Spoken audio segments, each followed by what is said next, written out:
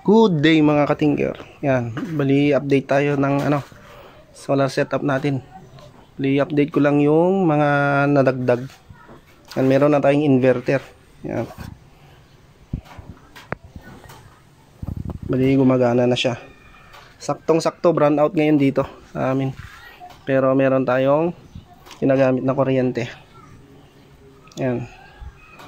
Bali naglagay na rin tayo ng ilaw. Yan. Bali kahit brown out gumagana yan.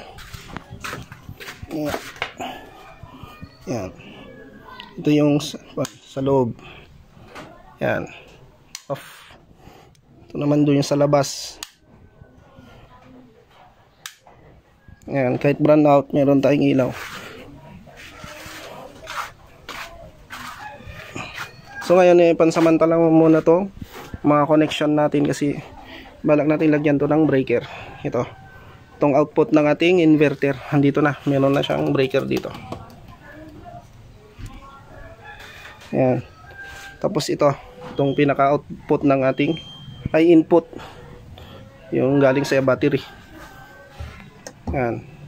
Lalagay din natin ng inverter, lalagyan natin balito siya. Bali nakarekta na lang muna siya kasi pansamantala nag brown out kasi kasalukuyan to na inaano natin. Yan na ginagawa, nag brown out nirekta-rekta ko muna. Yan.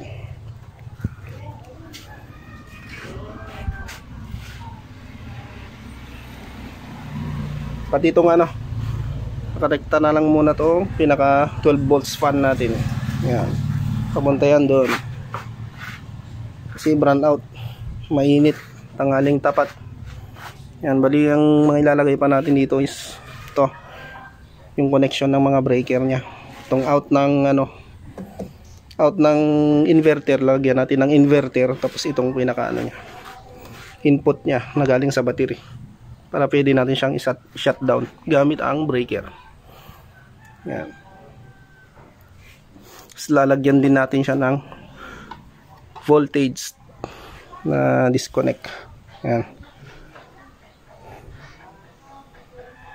Yung LVD, low voltage disconnect. Kaya pinag-iisipan ko kung i-separate ko yung low voltage disconnect nya. Yan, lalagay natin dito. O kukuha na lang tayo dito sa linya nitong SR ni. Kasi meron naman tong low voltage disconnect. Pwede tayo dyan kumuha. Di mo na kailangan gumamit ng ganito. Pwede naman yan. Pero kung gusto mong i-separate, pwede naman. Ayan. Bali gagamit ka lang ng relay. Yung medyo mataas-taas yung amperahe. Pero meron ako naisip na para hindi nagagamit ng relay na mataas ang ampere is ito. Para ma-shutdown to, kunin ko yung dalawang wire nitong switch. Tignan mo yan mga tinker, napakaliit lang yung switch nya. Ayan. Yung trigger nya na switch para mag-off tong inverter. Ayan. Pwede naman yan, kunin mo yung dalawang linya yan para hindi ka na gumamit ng relay na malaking ampere kasi siya pa yung konsumo nun. Tsaka siya pang nag-iinit. Kasi yung iba, problema niya na umiinit yun pag nabababad. Kaya pwede ito. Pwedeng kunin yung dalawang linya nito. Tapos ito lang ang mag-trigger. Pero dapat i-modify mo to. Itong linya nya. Kasi may output kasi yung pinaka-input nito na 12 volts. Galing battery o doon sa nya. Kung saan ka man kumuha ng supply.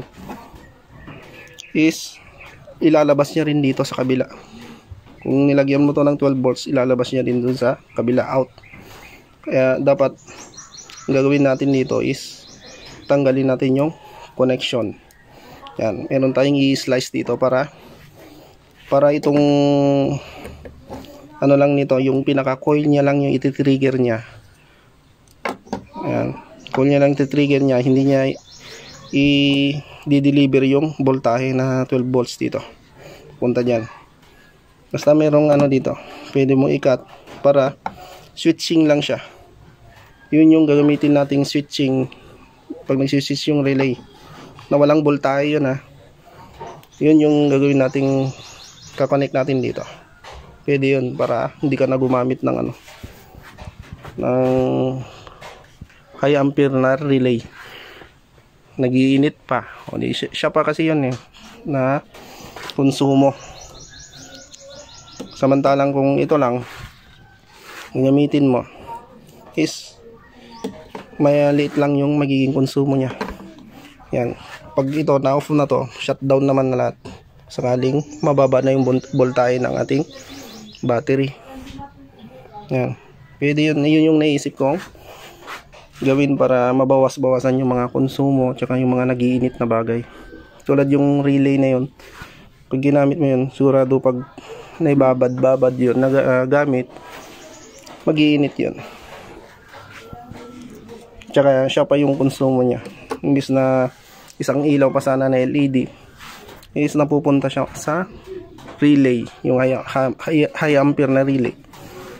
Kaya yun, pero kailangan kasi talagang i-modify ito. Ikakat natin. Kasi kung papansinin nyo, ito yung in. Yung in nya na negative, diretso din siya sa may out. Tama ba? O, diretso din siya sa may out na negative. Tapos yung positive,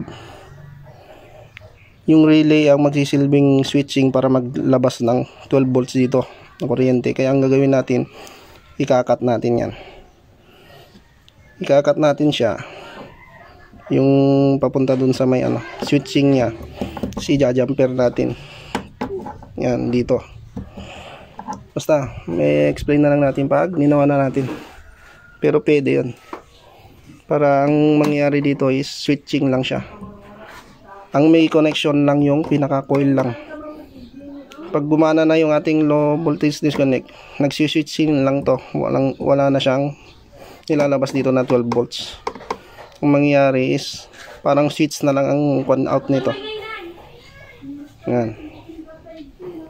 Tapos dito na natin siya i-connect para mag-switching dito, para bawas konsumo. Yan. Bali, pinapagana na nito yung water pump. Yan. Ito yung ating electric fan. Brown out ngayon dito. Yan, salpak natin ng electric fan. Baba mo na saglit. So ayan. Yan, napakalakas niya. 12 volts. Tapos ito na rin. Yan, iyan 12 volts yan. Kaya may wire yan na papunta doon sa ating battery. Yun yung sinasabi natin, lagyan natin siya ng voltage disconnect ito. Tsaka yung ating inverter na rin. Yan. Ito AC naman to, AC. Ito na yung out ng inverter natin doon. Meron siyang ilaw. Ito, ilaw. AC yan. May ilaw rin dito doon. Maliit lang yan.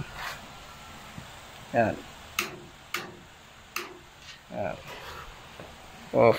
Tapos ito naman yung pump. Bali ito yung pump. Yan. Kahit brand out is gumagana yung ating water pump, na ang gamit ng motor is washing machine lang. Kaya kayang-kaya ng ating inverter. Tsaka 100 Ah na battery. Kasi ang ginamit natin na pan dito motor is motor lang ng washing machine. Yan.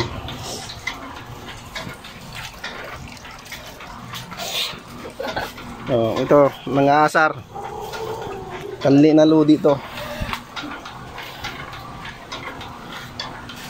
Oh, di ba? Kahit brand out, merong tubig, napapagana niya ito ang ating pump. So ayan, kasalukuyan silang naglalaba. Yan. Oh, ay ano, forget kwan na to eh. Patay mo nga Dwight kung walang gagamit na pala diyan. Ay ako pala nagsindi. Patayin natin to. Kasi puno na yung timba. Yan.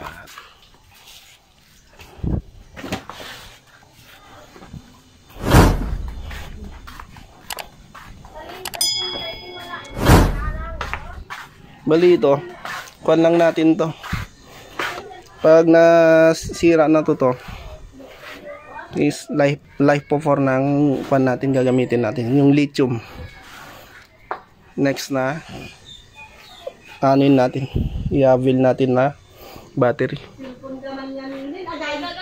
Mahal kasi masyado yun, ngayon hindi natin kaya ng budget, kaya nagmamadali na silang mapagana tong wifi tsaka mga appliances, kasi nga brand out, laging brand out dito, kaya napilitan ng bumili ng medyo mura na battery, hindi na inabot yung lithium kasi napakamahal.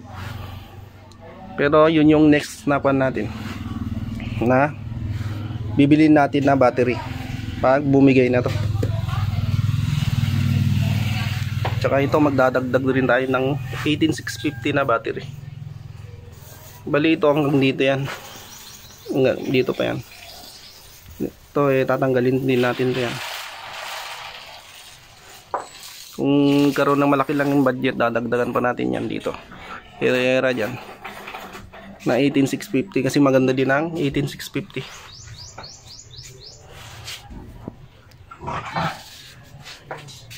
Yan, para sa ilaw to 18650. Yan, 12 volts.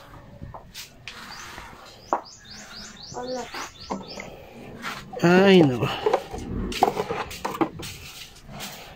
Yan, kaya okay yung kan natin. O tignan mo mga tinker yung ating SR ni, nag-blink na siya. Full charge na yan. Yan.